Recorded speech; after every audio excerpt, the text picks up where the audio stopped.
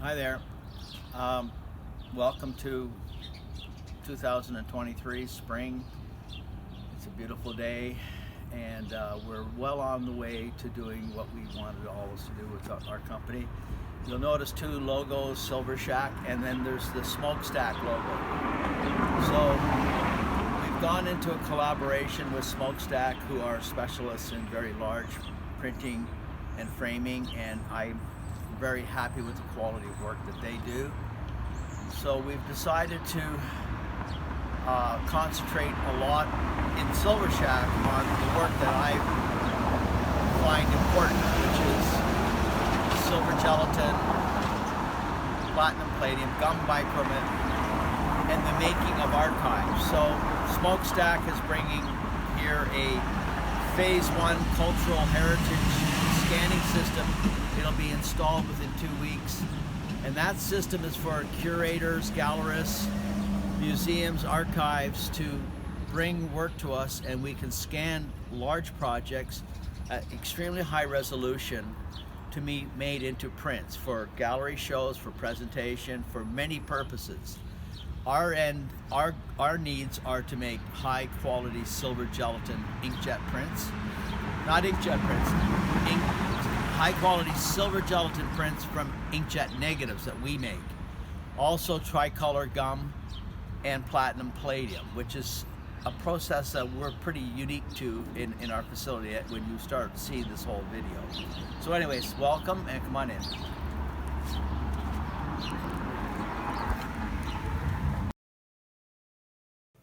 Okay, so this is my series of hats, part of the consumption series. I'm about to do 20 this weekend. I started yesterday on Friday, and I laid down all the black pigments on the hand mill paper. So this is hand mill paper. It's Calvin Greer's, the wet print black inks. I'm going to now today put on the yellow ink, and at the end of it all, I'll finish off and show you the final prints. But this is just the beginning of the video, and then I'll do some happy snaps in between.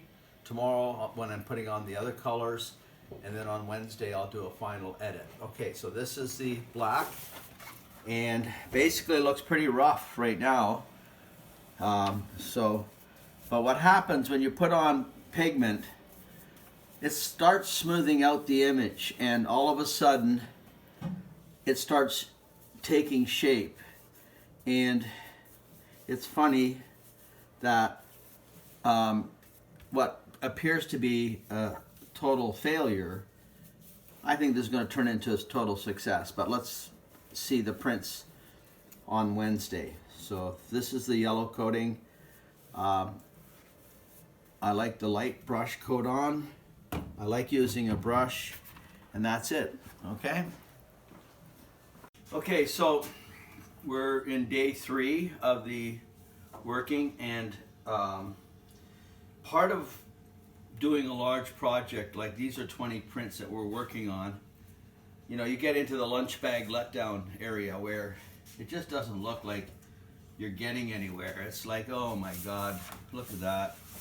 You know, it gets even worse. You know, and you start thinking, oh, I've made a mistake. So this is where you gotta kind of have some faith that your working methods are correct. And part of the working methods is just do everything in order. So after they've dried for the day before, because we're working with 20 images, we're going to put them back in order so that Storm and I, when we print them today, we've got them in order. And then after we've put these in place in order, we're going to put the film in order, so that when we start printing, we're not screwing around trying to find where everything is. We know where it is, right?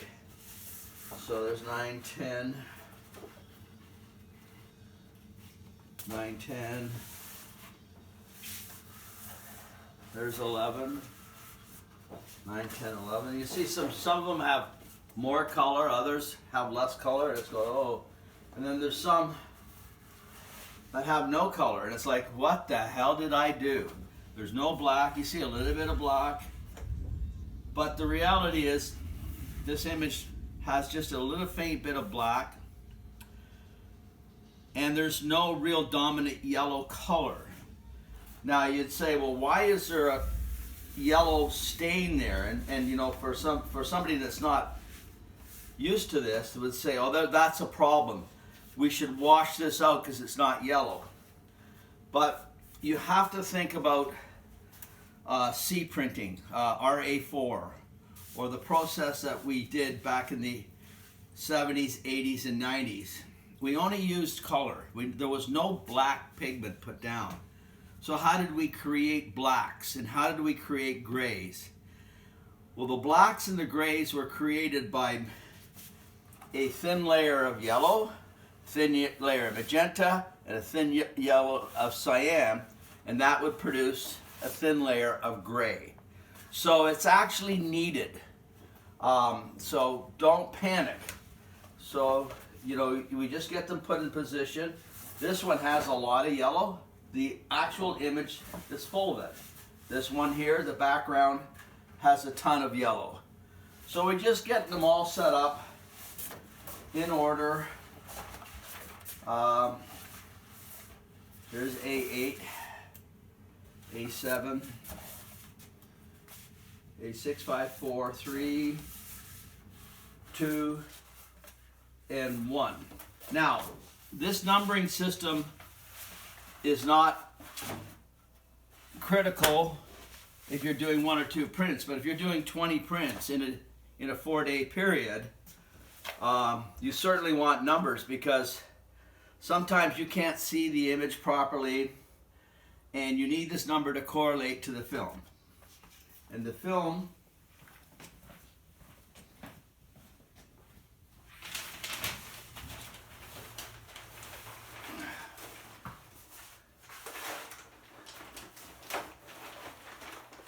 is all here, and the film is now numbered backwards. So I've got A1, I've got A20. So after we've coded all these today, Storm and I will reverse these in order, and then we'll start printing. Okay, so I don't know if there's very much out there on how to mix the chemicals from scratch. This is, come on in a bit closer. This is my method. It's not really my method, it's Calvin Greer's method. He came up with this way of mixing. I may do it differently than Calvin, so if Calvin, if you're watching, don't cringe. This is the way I figured it works out in my space. Okay, so because I'm doing 20 prints, I know that's a shitload of material. So I'm going to mix enough for 20 prints. Those are 2024 prints. They're like 18 by 15 inch image size. So we're going to coat a lot. So you need a lot. So just get a kitchen scale, set it into grams, and I'm going to use half his formula. So whatever I'm saying here, double it if you're making a stock solution. But I've gotten away from doing stock solutions because I find if I don't use them fast enough, the stock solution goes bad on me. And I don't know why, and maybe Calvin can answer that one for us all, but I found that I don't like keeping stock solutions anymore. So I found that these are absolutely perfect for me. These plastic containers, and we put them on the scale. We zero out the scale, and remember, we're going to do, this is just a working solution. I'm going to go right straight to working. So we're going with magenta.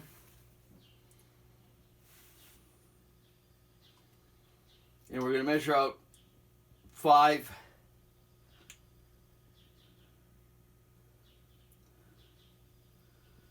mils.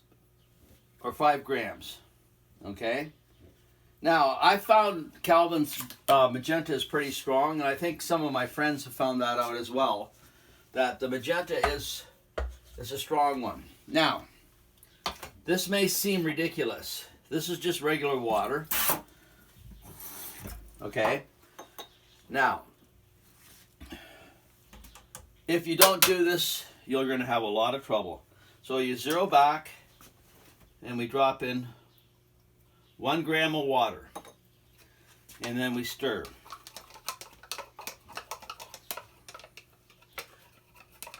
Now, once again, if Calvin's watching this and Calvin wants to tell you why the water is important, he can. This goes against the Daniel Smith mixing method where there's no water involved. And I found that if I don't add the water, it won't work well. I get really bad coating. So that's 1 gram. Go back with another gram. And you think, well, that can't be working. Believe me, it does work. At least it does in my darkroom.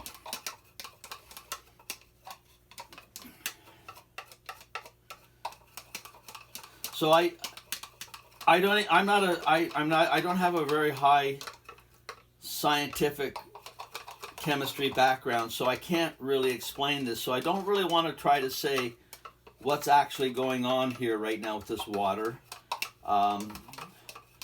You know, that's for people smarter than me to tell you. But I do know that this is required at our end. So that's, right now we're at around 43.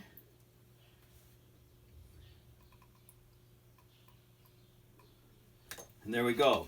Now, next we're going to start adding in gum. And once again, what I'm mixing here now is a totally working solution.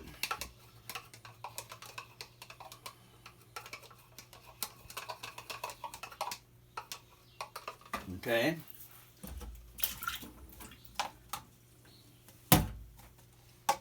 Ammonium dichromate, 10% is what I use. So I always have it pre-mixed.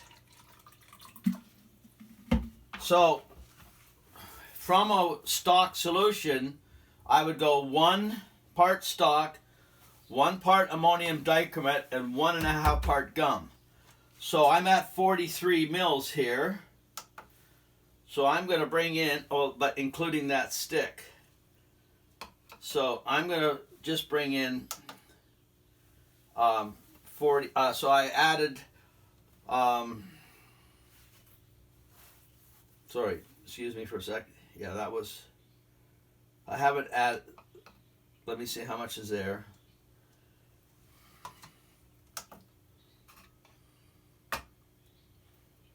I haven't added my gum yet. I'm getting too fast. Sorry, I just had a bit of a brain fart there. Sorry about that. We got to mix our gum first. Yeah, that was a bit of a brain fart, but it happens. I was trying to figure out why I was going to add so much ammonium dichromate. So now, Calvin's mixture calls for 20 gum. I'm going to put in 10 gum.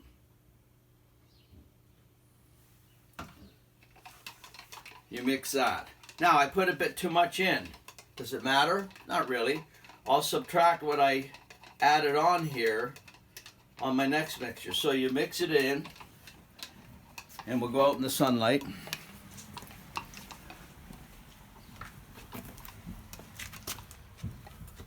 You got this beautiful mixture, and that is pure magenta. So we add 35 more units. So we added 10 and 35.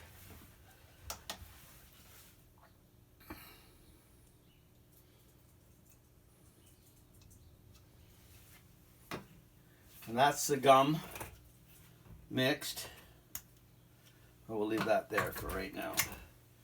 And we'll mix that properly. So that's now 35 mils of gum, plus 10 is 45, plus 5 mils of pigment, that's 50, plus 3 mils of water, 53. So that means we want to add 50 mils of ammonium dichromate now. Okay, it's now starting to make a little bit more sense to me. Okay, so now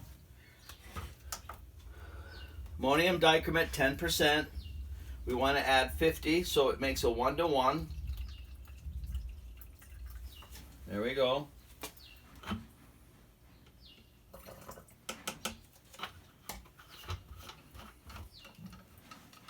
So now the dichromate is mixed in with the gum arabic and the pigment.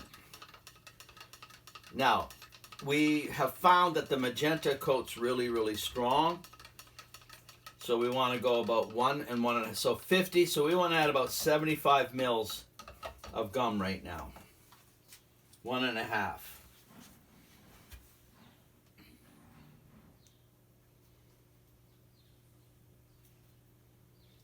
There we go.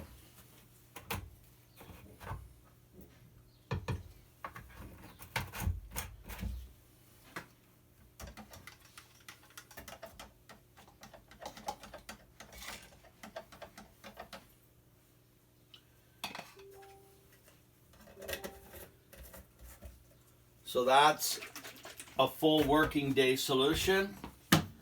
Richardson brushes. This is the old brush I've had since 1996, I believe, around that era. So we're going back quite a few years. Almost 30 years this brush has been in use, and it still serves its purpose. So, you know, for those of you that like to go on eBay and buy shit, just buy quality stuff. Buy quality, it'll last you your whole life, right? Don't buy this crappy shit. Okay. As the yellow, you saw the yellow being coated. We're going to do the magenta. And we've got enough pigment here now to do 20 big prints. These are not the biggest prints we do, but this is the size I like. I love this size of print for alternative printing. The originals were 8x10 images. They were shot on E6, 810 E6. Storm, who's doing the video right now, did all the photography. The backdrop we used was this crazy backdrop. We spliced them all together to create this multicolored backdrop. So when you're looking at this, you see all this dots and stuff. It'll start making sense once we get all the colors on. And then once again, you get the pigment onto the print as fast as you can. You don't work on smoothing anything until you've covered the whole print. Once you've got the whole print, then I go up. See how I got my hands up on top of the brush? So it's just gliding.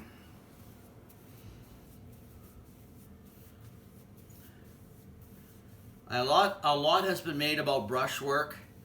I think if you understand that the pigment is not to be brushed into the paper. It's supposed to just kind of sink and sit on top of the paper. And as it dries, it will slowly emerge into the paper when you're all said and done.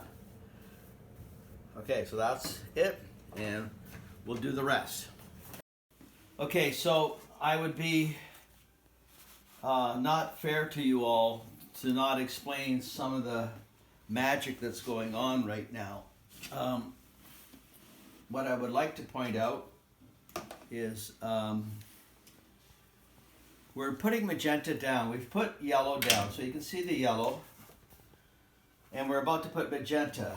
So in rank layman terms, you would think, okay, well, he's put down the magenta and the yellow, but what other color have I put down?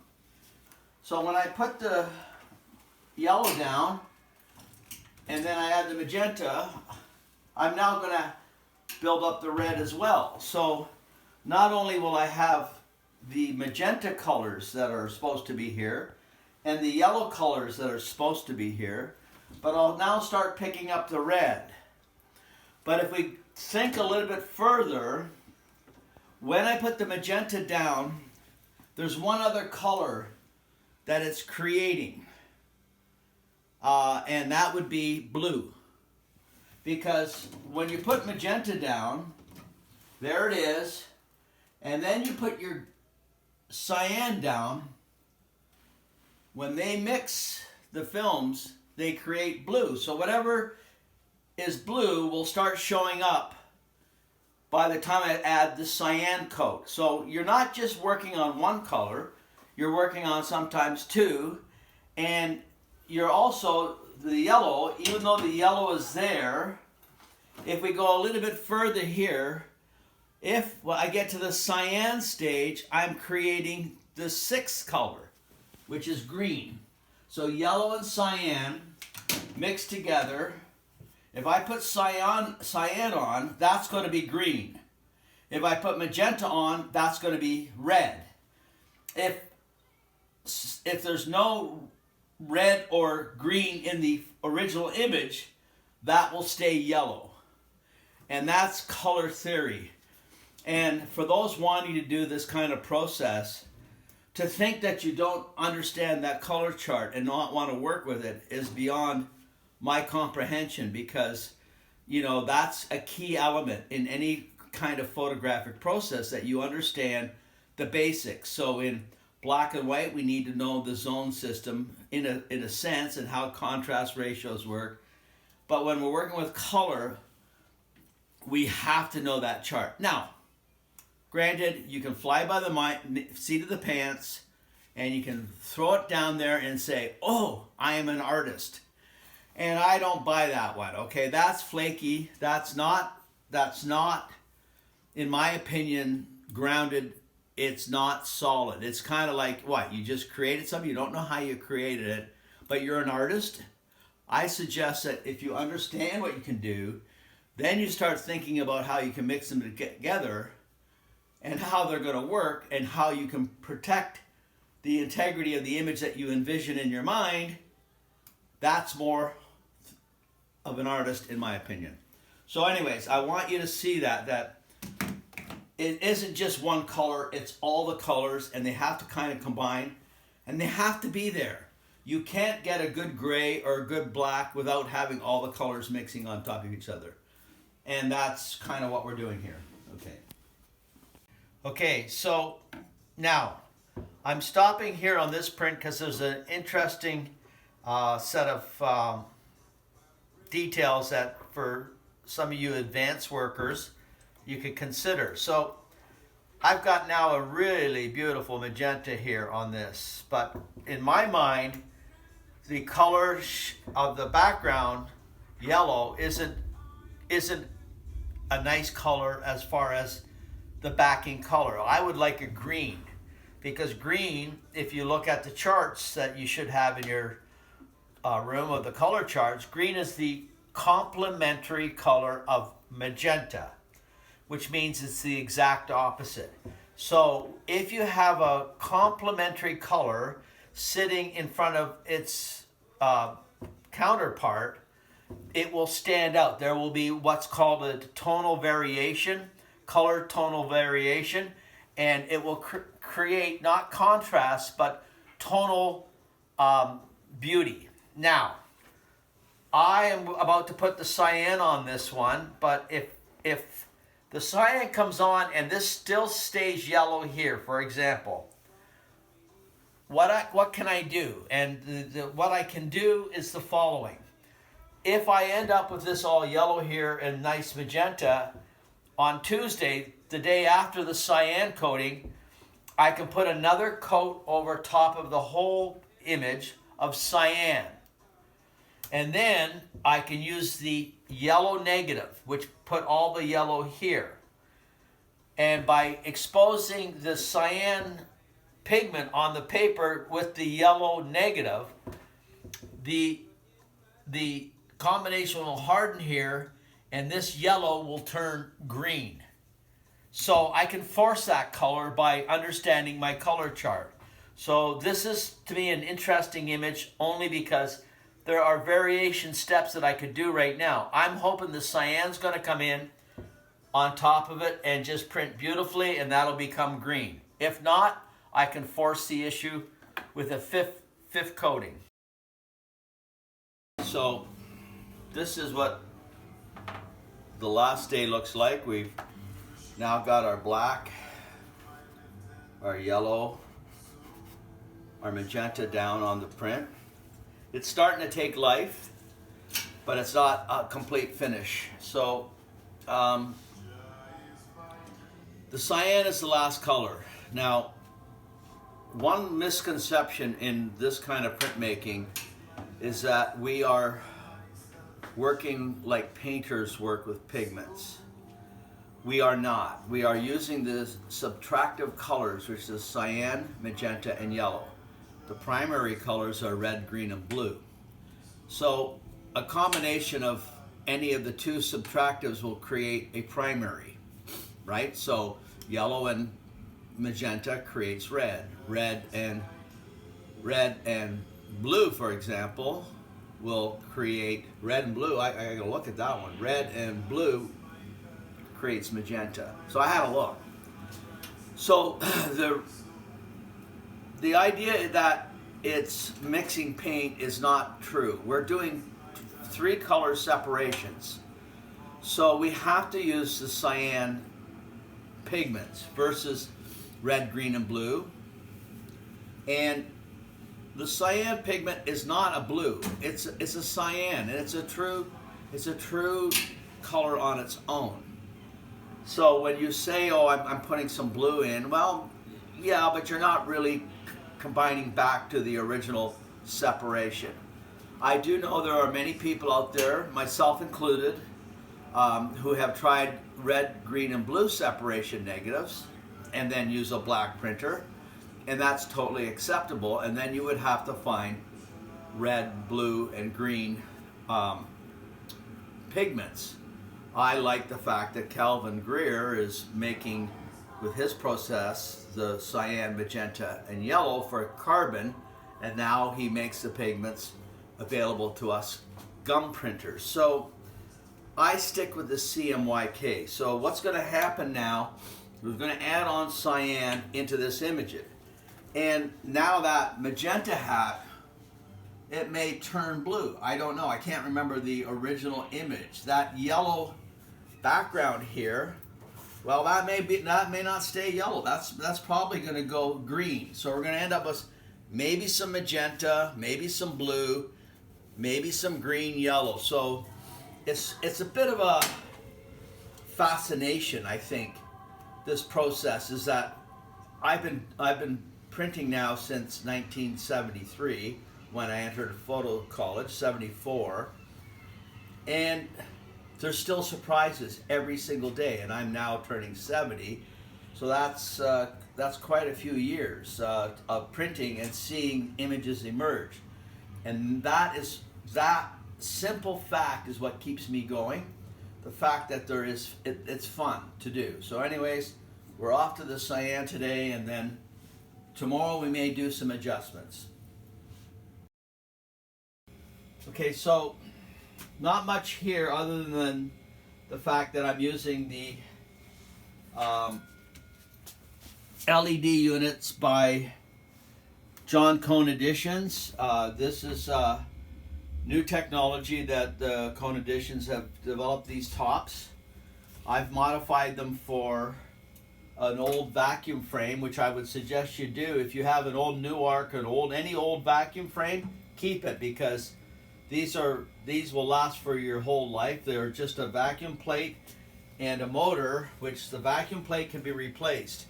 The glass, I've already replaced it once or twice. It's just plate glass. So this part of it, from about here to here, is really old school but very simple, and you can actually get these mats made by a company in Michigan that I'm aware of. So you want this, then you modify the top that John supplies. We attach this to the top of the plate. John Cone Edition, made this to the exact size of this top plate. Then with a strut device, we strengthen the strut device so it holds it up. But we still use a piece of wood underneath here as a safety Eventually I'm going to have a device to hold it up to a winch, but there we go. So the whole secret about multiple layer gum printing is one, good registration. So you got to have the same pins registered to your paper. Your paper's registered, your film's registered. Then you drop down the plate on top, right? So it comes down. You turn on the vacuum, and here again is another secret. We bleed it off at 5 pounds. So it's going to start coming up, and then we bleed it back.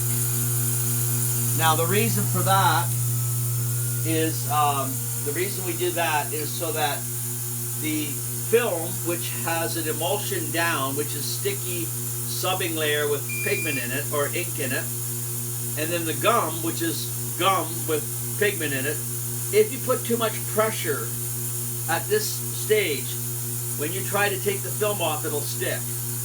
So you just want enough pressure to make good contact. And I have never changed the time. Once you establish your time, it's the same for every color. Yellow, magenta, cyan, black, flesh.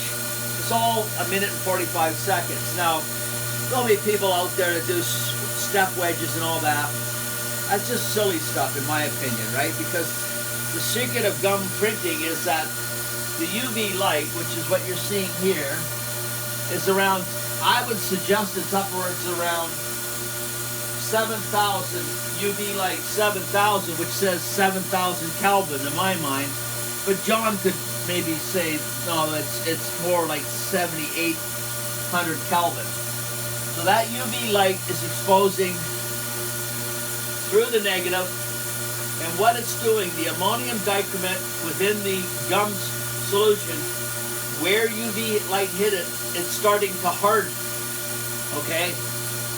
So you just need to find the sweet spot where your gum hardens, and when you wash it out, it washes out. There's nothing about doing calibrated step wedges and all that, or making special profiles for the gum. Total,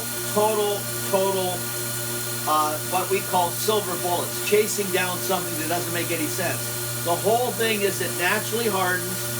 When you wash it off, what is not exposed leaves, and what is exposed through the negative sticks. Simple as that. So now we're close to the exposure being done.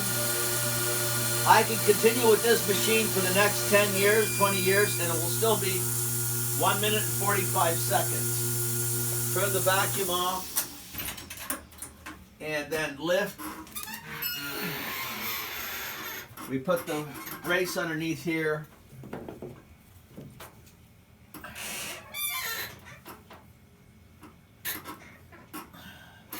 That's a bit awkward, but you know, it is what it is. So we take the neg and we come over here.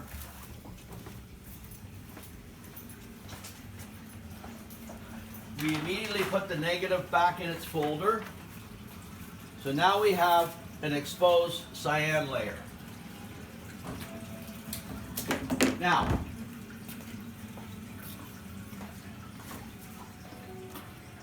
I'm going to wear gloves for this demonstration to tell everybody that when you're working with this material, you should wear gloves. Do I use it all the time? Well, I'm not going to say, but I'm going to wear gloves here. Now, one thing I found, if you read the books about gum printing, and there are many, they say that it usually takes 20 minutes. And they just use room temperature. Well, thanks to Calvin Greer, and thanks to me doing a few thousand prints, I realize you don't want cold water, you want warm water. And you want agitation. You don't want to just put it face down and let it sit for 25 minutes or 7 hours or overnight. You hear people talk about how they do it. So what I do is I get a lot of agitation on the back of the print. So all I'm doing is I'm saturating the paper again. Then I flip it over and I start throwing water onto the print. Now this is a 2024 image, and all I'm doing is trying to let the pigment know, hey, you're going to come off. And you can see it's starting to come off. You can see a little bit of the blue coming off. So right now, I let it sit. So that's quite opposite to what you hear. So we're going to stop the timer now, and then we'll go when I get into the second stage. But we'll tell you that right now we'll put a timer on. So we'll put 10 minutes. And we've already used up at least 35 seconds of 10 minutes. And this will time out how long it takes us to do a gum bichromate print. You can see it coming out now. Wow, that's amazing, Bob. It's coming out within the first minute. And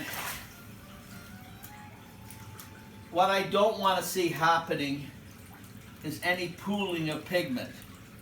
And that does happen, and that's caused by lack of agitation, frankly. And, you know, I talked to my friend Diana Bloomfield, and she apparently does somewhat like this method where she gets some initial agitation. And it's funny that her and I probably come from it from the same kind of vantage point where we like the process, and then we start learning it, and then we find out, we read a lot. I read a lot about this. I did. It's been now 10 years that I've been doing this, and I read everything. And as a worker, as you out there trying to learn how to do gums, don't believe everything you read. Don't believe everything you see, because what's happening here in my darkroom may not happen in your darkroom. And a lot of that will be due to environmental effects. The fact that you don't have the same atmosphere. Like we're 70, 73 degrees temperature. The water right now is, I would say it's around 85 degrees Fahrenheit, not Celsius, Fahrenheit. And I look at the print and I see the blue coming out. You see the blue? So we now move over to the next bath. And we give it a bit of a push. And then what I like doing is I like taking away the border pigment. It kind of soothes me, makes me feel happy, but it also allows me to hang the print whenever I want, and there's not a big layer of cyan or whatever color we're doing sitting up there, because I may want to pull the print while it's still bleeding off the pigment. And you can see there's no blue coming out anymore.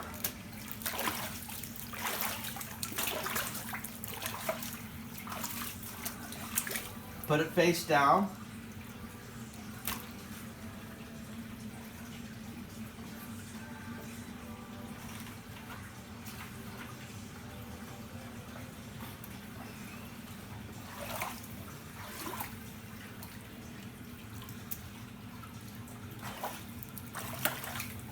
So what I do is I try to look for the color of the water coming off, and there's still a bit coming off.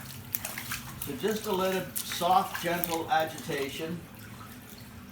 So I don't believe in the face down, let it sit for 20 minutes group.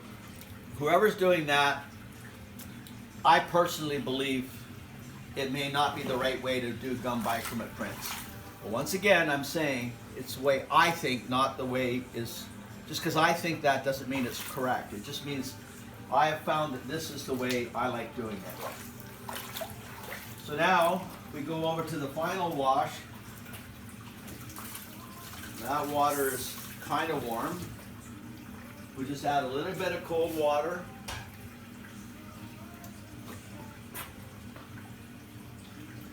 We bring the print up and over, and then,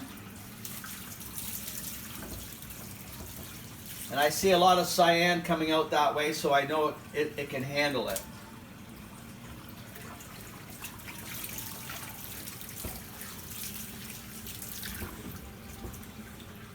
So I'm looking at the edges over the white areas, and I see still some bleed off. So this time I'll go from the opposite side.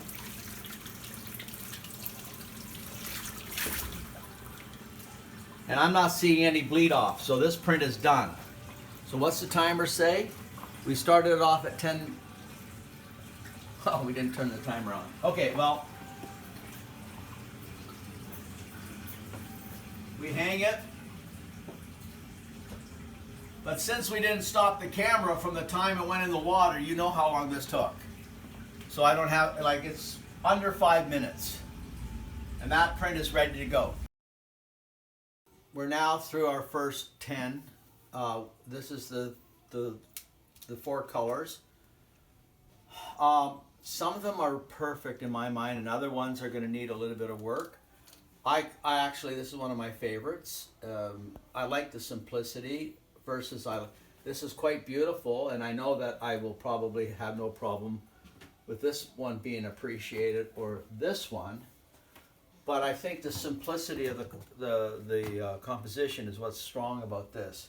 Now, I have 2 young assistants here with me, Mira and Storm, and they're asking me questions. And one of the questions is, how, if we were using the same background, did we end up with really yellow here, and we ended up really brown here, and almost green here? And the answer is, it's a combination of the fact that all these originals were shot by Storm up in the studio with the same backdrop,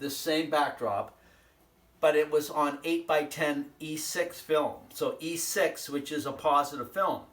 We then took it downstairs and manually processed all the film in C41, which is what's called cross process, which creates a kind of a jungle of mismatch of colors. So then it still doesn't answer her question, is why is that not the same as that? Because if you think you do it all the same, this would be identical, and she is correct. What I did, when I then did, was I started adjusting in Photoshop hue, saturation, and so in this one, these two, the backdrop looks basically the same, right? So obviously what I did is I pumped up saturation on these two. On this one here, it's very obvious that I think it's the one below, actually, sorry. The one below is quite yellow. So I obviously went with my slider in Photoshop and I changed the hue so that I ended up with a purple against or a blue purple against a yellow backdrop, which is, in my mind, thinking of color complementary. You got a complementary color, blue, purple, sitting in front of a yellow, greenish backdrop. So that's an example here of hue, lower saturation, higher saturation. So you have these controls at your fingertips in Photoshop. So it all balances out at the end, and you know, so not one image is going to look a lot like the other, and that's on purpose. And I've also picked subject matters in all my work that the color cannot be defined. So nobody can tell me that is an incorrect color. I did this on purpose. 25 years ago, I was an expert color technician, and our goal was to make everything perfect, make it look beautiful, make it exact. When I started doing this work in 2002, I realized I was walking into gum Bichromate printmaking, and at that time, I did not know anybody doing multiple layer gum Bichromate. The only one I knew was Stephen Livick from 1975 to 1980 era. So basically, through a lot of trial and error, I realized I better not pick subject matters that are distinctly color related. So I did solarization on purpose. I did E6 cross process on purpose so that the colors can become my own colors, not what other people perceive them they should be. So anyways, that's that. Also, if Storm comes up here after I talk and go to the side, you're going to see the level of pigment sitting on the paper if she takes the camera and go on the side. This is the only time you'll ever see it, when it's wet. The rest of the time, this gum will sink into the paper, so you're not going to get that relief. So the most beautiful time to see a gum print is when it's wet. The next most beautiful time is when you put a sheet of really good high quality glass over top of it in a frame, and it picks up that punch again. Okay. Okay, so we are now on, we've put the 4 layers of color on, and of the 20 that I did, 7 or 8 of them were really good and don't need a second hit, so we'll talk about that in a little while, or we'll show that at the end of the video, depending on where this all ends up. So now with gum, you have this ability to boost the image. And for me, I like that cyan that's around there, light like that, but I want to boost the magenta, and I want to boost the yellow, and I want to boost it mainly in this area. So I'm going to do 2 hits over 2 days, one today and one tomorrow, and then we'll do the secondary hits. So we mix magenta, and we're going to do a hit with the magenta negative, and then we're going to do the next day a hit of yellow with the yellow negative and boost that. So with some brushwork, so I don't really want to deepen the magenta red out here, so we'll brush that out when or use water to wash it out, and we'll just let the pigment stay in that middle area. So that's what we're going to do with this one. This one here, I'm just going to put yellow over the whole thing with the regular negative. So I'm just going to put yellow on. Why? I don't know. I think that if you look at the chart, we have some blue happening in here. It's blue cyan, and the opposite color of that, or the complementary color, is yellow. So when you play with complementary colors, it's a good thing. It creates a color contrast, and it only works with colors of opposites. So a magenta against a green works well, a red against a cyan works well, yellow against a blue works well. And you know, if you're looking at the chart, these are colder colors, so it'll make, if you use these colors down here or make those colors, it'll be a colder print. If you use these colors or make these colors, it will become a warmer print, right? So I keep that in mind all the time. You also have to think about negative space. Okay, so negative space in photography is where you play black against white. So if you think about, say, a Lillian Bassman image, so Google Lillian Bassman, and you'll note that she played with negative space incredibly. Probably one of the top people in the world ever playing with negative space. And so you can also use the same kind of idea with negative color. So the blue becomes dominant sitting against some yellow back here. Hopefully we'll get some yellow in here. And then all of a sudden the blue is negative and the yellow is positive. So you'll get this negative space happening, or color contrast, which is somewhat the same idea. And then as we go through these, I want to do another complete hit of blue over top of this. And I'm going to use the black negative. So I'm going to use the negative that created the black for this. Same with that one, I'm going to use the black negative. But I'm going to use the proper color negative for the color I want to put in. Then we go through here, I'm going to put blue over top of this all. Now, I may be doing 3 or 4 more hits on top. It depends on how far I want to take each image. But right now, they don't feel strong enough to me, so I have to do something. Once again, I'm going to put blue over top of the whole thing. Now, you may disagree. That's fine. It's not your print. It's my print. So I get to choose what color I want. If I make a mistake, it's on me. You know, so there's nothing wrong with you experimenting. This one now, we're starting to do something different. And Calvin Greer makes this pigment. It's a flesh pigment. I'll be right back. So I've been showing you all the pigments. This one's sienna. It's called burnt sienna. It's made by Calvin Greer in Spain. This is probably the nicest pigment that there is out there on the market today, beyond anything I've ever used. And I call this the great healer. So this one will go in, and it's so smooth, it's so delicate, and it's got flesh tone. So I'm going to start, I use this a lot at this stage where I want to put some body into the print. Right now there's no body. I mean, it could be framed up and people would say, oh, that's such a nice, lovely, light print. I'm not really sold on that. It's not what I'm envisioning. So I'm going to put some body back on this print, and then I would guarantee you I'm going to maybe do a cyan hit again to get that cyan popping out of the cyan popping out of the reddish yellow. I'm going to do that color popping out of that. So I'm going to put this color on now, the red yellow, or the sepia yellow, red sepia yellow, which is a warm color.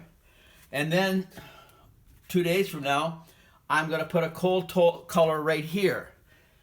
And what we'll do is we'll leave the warm color here. We'll wash out, so we'll take our brush and we'll bounce the water into here, and it'll dissipate in a vignette. And the vignette will wash away the middle area first and slowly wash away the outside area. So that is something I'm going to do.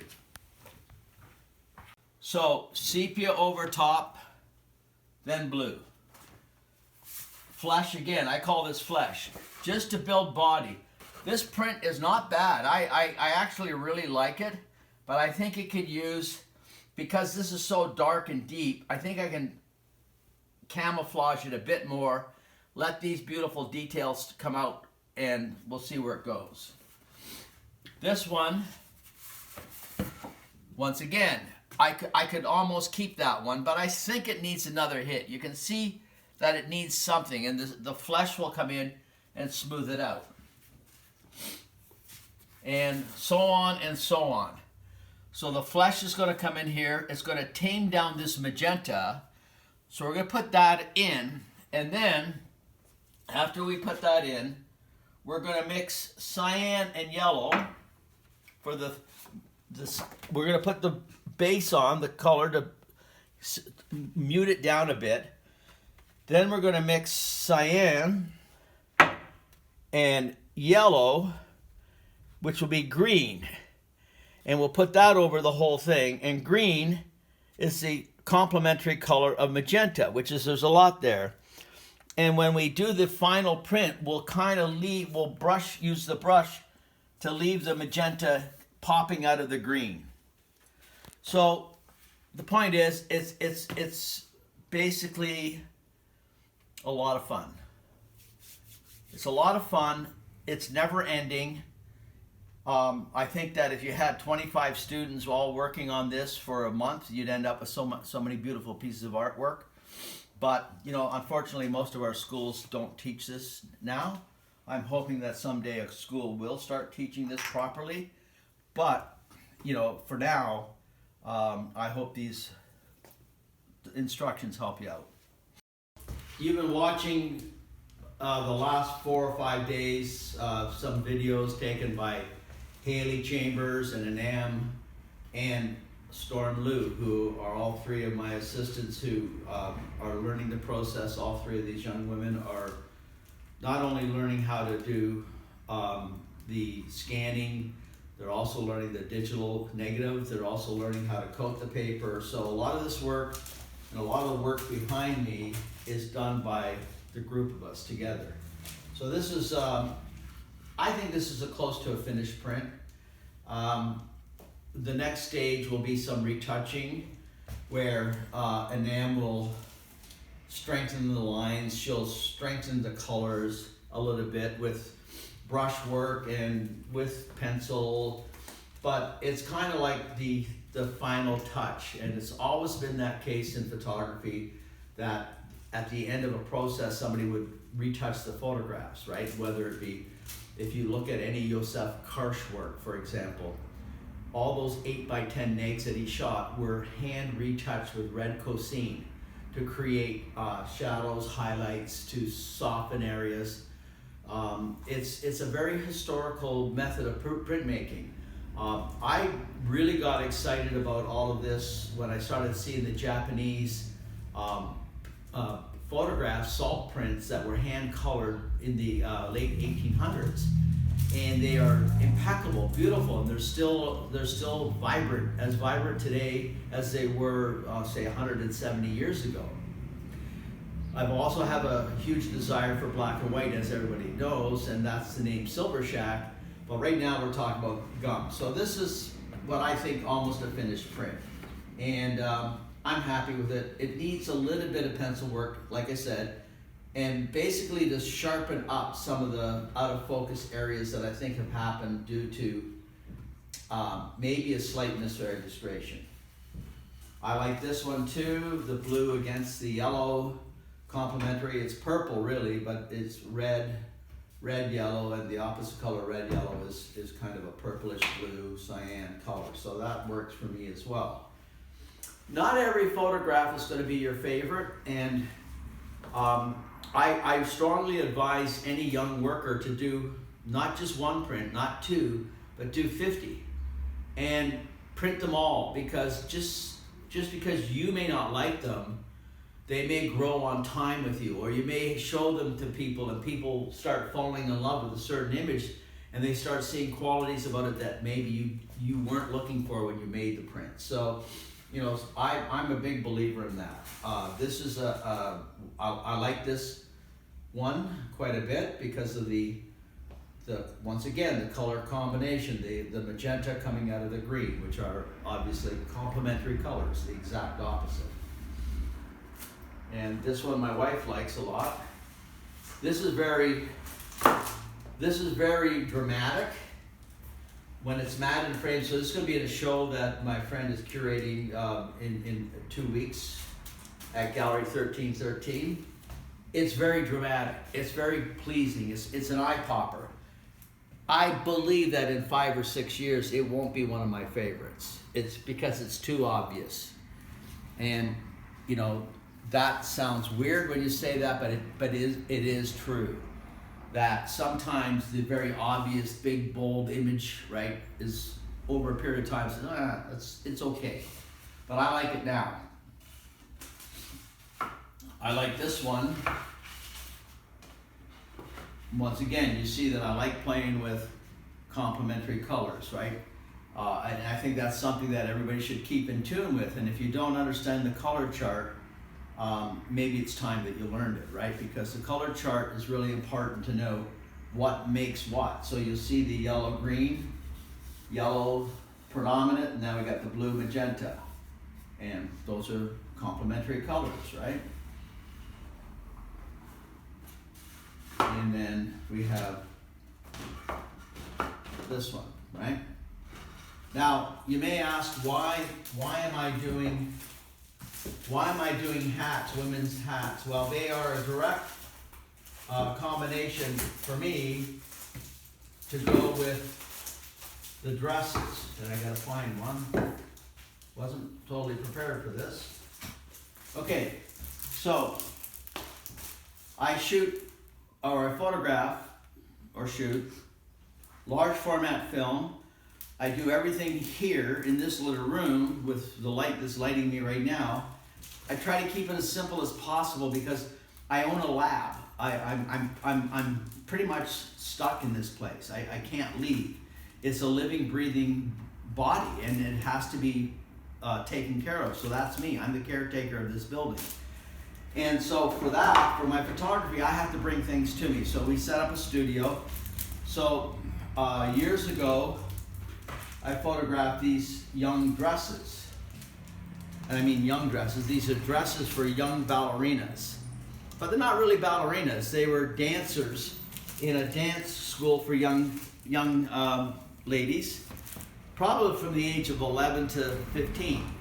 And these were at the end of their 4-year program, they would do a competition dance, or they would dance in the outfit. And these outfits were made. So these are not full dresses. They're made for a young woman, or a young gal of the age of 12 or 13.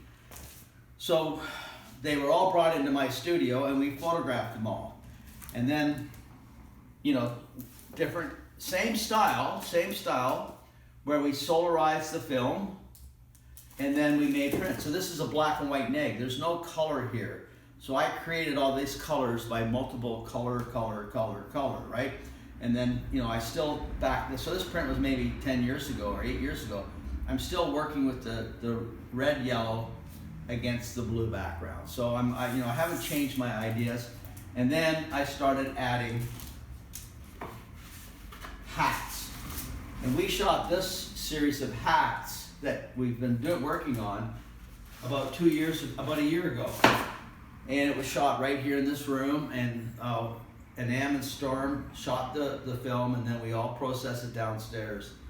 And we did a different process, but the same kind of concept, where we shot 8x10 film, E6 in C41, which created this colorful illusion. So anyways, that's it. I hope you enjoy this. You can find me at my personal work at bobcarnie.ca, just my name.ca, and also you can find my company at silvershack.ca. And that's it. Thank you.